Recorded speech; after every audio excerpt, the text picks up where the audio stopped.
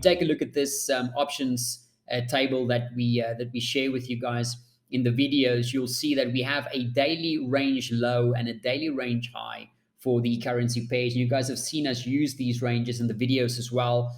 Looking at these yellow markers basically gives us that 1 day implied volatility range. Now, the first thing, coming to the obvious part, the first step is having access to implied volatility data. So we get that access through providers like Refinitiv. You can also use Bloomberg. You can get a whole range of implied volatility gauges from them. You get overnight implied volatility, the 1 week, which is one that we often use, the 1 month, which is my preferred one. You get 3 months, 6 months. There's a whole range of different implied volatility gauges that you get. If you don't have access to implied volatility data, then obviously this whole process won't be of much help. But personally, I've been using a whole range of them for quite some time, and I find the most value in using the 1 month and the 1 week implied volatility. Nothing wrong with using the others, but personally, I find that the signals from the 1 month to be the most useful compared to the higher or the lower duration ones. But anyway, and once you have your implied volatility data, it's fairly simple to go about figuring out how to use it. And we'll get to that in a second. But I just want to explain why we use it, why we find it so useful. Now, if you quickly take a look at a normal Bell distribution curve, we know that price is basically expected to move within one standard deviation 68% of the time. So basically 34.1% to 34.1%. We expect it to move within that range 68% of the time. Or within 2 standard deviations, 95% of the time.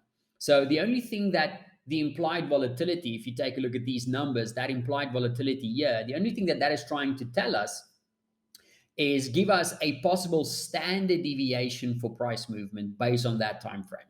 So to put it very simply, if I have an annualized implied volatility on a pair, so let's take Aussie CAD for example, I can see that my 1 month implied volatility is 9.2%.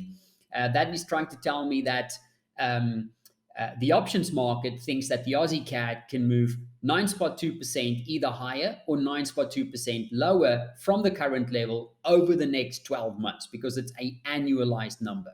So if we come back to the bell curve, that's the market's way of saying that, okay, we think that the Aussie CAD can move up 9.2% or down 9.2% in the next 12 months with a 68% certainty.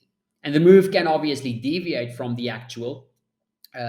And the further out the scope you go, that obviously increases the certainty, right? So a two sigma move basically being 18%, that'll be a really big move away from the current probability, if that makes sense. Now you'll often see that price, will often move outside these boundary levels. So it's not a hard line in the sand, so to speak. That is because volatility will change from tick to tick. It'll change from second to second. So the implied volatility that we started the day with won't be the implied volatility that we have right now, for example. So in essence, the range, the implied volatility range is always constantly moving as price is moving and volatility is moving. But because options work with specific expiration dates, I find it far more helpful and useful looking at the closing prices and the closing the closing price for price and the closing number for the 1 month vol and take it from there. So basically, instead of having the range constantly moving as price moves, I'd rather see where the markets thought was a reasonable range just a couple of hours ago, basically at the close, and then use that to get an implied volatility, to get a sense of where they think the implied volatility levels is. And that'll give me a good sense of how far, based on just a couple of hours ago, how far the price has deviated from that expected range, if that makes sense. So getting into the nitty-gritty then, always keep in mind that implied volatility is annualized measures. So it's giving you the implied volatility over the course of the next 12 months. So if you want to work that back from a 1 month implied level, a 1 month implied volatility measure to something like a daily, the most important thing to remember is that volatility is proportional to the square root of time. So what do we mean by that is that if you want to take it from an annualized number, you need to divide it by the square root of the time value that you're looking for. Now, don't worry, we'll go into a practical example now.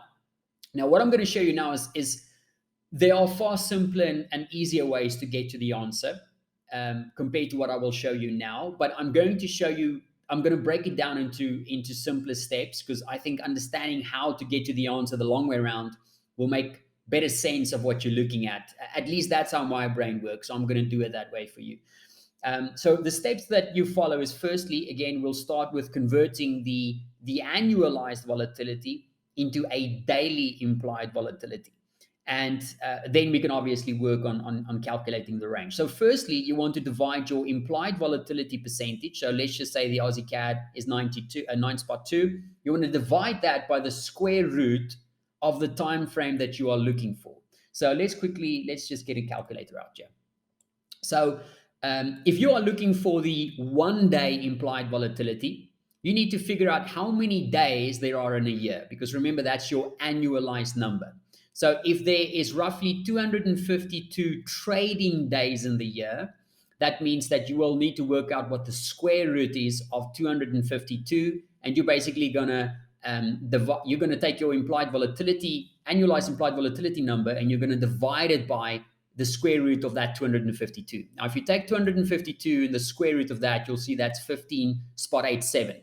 That's also where you get what is called the rule of 16. So the rule of 16 is the rough gauge you can use to get a daily implied volatility percentage for the S&P based on the VIX, and you just simply divide it by 16. So, for example, if you take a look at the VIX right now, the VIX is sitting at 30. So if you use the rule of 16, let me just quickly show you. So if we use 30 right now and divide that by the rule of 16, you can use 15.87, but it's so close to 16. Normally they just use 16. You'll see that that gives you an implied daily move of 1.8% in the S&P. So roughly speaking, a VIX of 16 gives us an implied daily move of 1%, either up or down in the S&P. And when you get to 32 divided by 16, that means that you have a expected daily move of about 2%, either up or down for the S&P. So that's just a quick reference there to the rule of 16. So let's take the Aussie CAD example then. We have our annualized volatility, which is 9.2%. And we know that we want to work out the daily from that number. So we need to take 252 days. The square root of that gives me 15.87.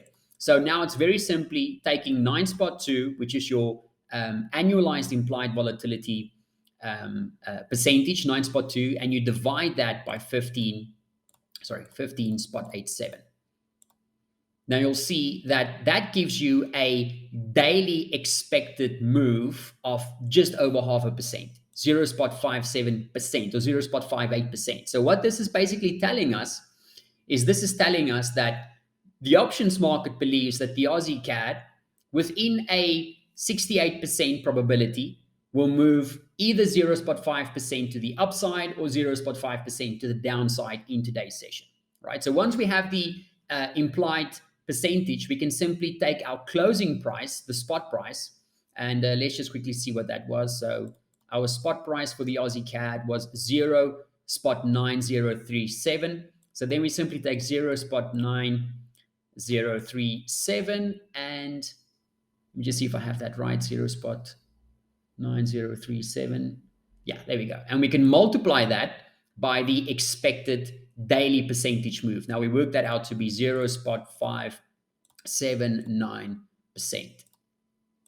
And that gives us 0.0052. And that 52 right there, based on your convention of how spot prices is quoted, that gives you a 52 pip daily range. You can see there 52 pip daily range.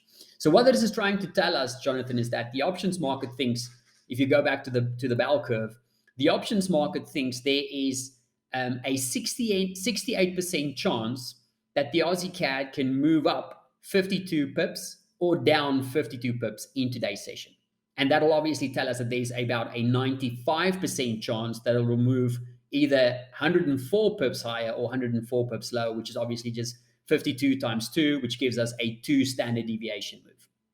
So very simple once you understand the steps. And if you want to basically convert that same number into a weekly implied move or a monthly implied move, you basically just need to figure out what your range is. What is your what's your uh, if you want the weekly, how many weeks do you have in a year? You've got 52. So instead of using the square root of 52, 252 to get to the daily, you can use the square root of 52 to get to the weekly, and you can use the square root of 12 to get to the monthly.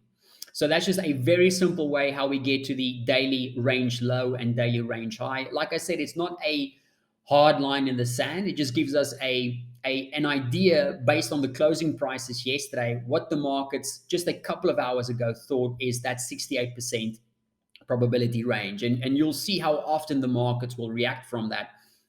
We find it a very helpful and useful measure to use for limiting risk, defining risk, etc. Placing stops, placing profits, etc. So hope that helps. As always, though, don't hesitate to let us know.